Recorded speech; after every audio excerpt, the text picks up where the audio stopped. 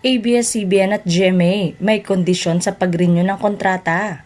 Kapansin-pansin ang pagbaba ng viewership sa telebisyon dahil karamihan ay sa online nanonood. Mas madali kasi at convenient panoorin ang TV show sa cellphone anytime. Pero may panahon ding mas gusto ng mga tao na sa telebisyon na lang manood. May mga programang mahina sa free TV pero malakas sa online.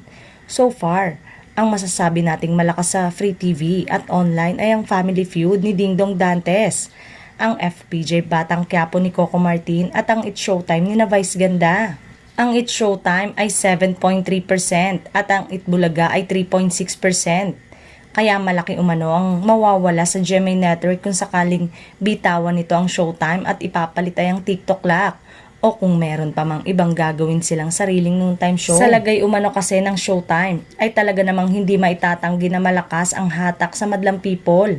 Maging ang mga nasabing host ng programa ay talagang inaabangan ng kanilang mga idolo. Simula nga nang lumipat ang Showtime sa GMA ay naging consistent ang ratings nito na ikinatuwa naman ng mga bossing ng GMA Network. Sa ngayon ay under negotiation pa ang programa sa Kapuso Network. Siguro ay pinag-uusapan pa ng mga magiging hakbang ng kabilang kampo kung sakaling i-renew ulit ang It's Showtime. Sana naman daw ay sa susunod ay payagan na mag-promote ang show ng mga kapamilya program sa GMA Network.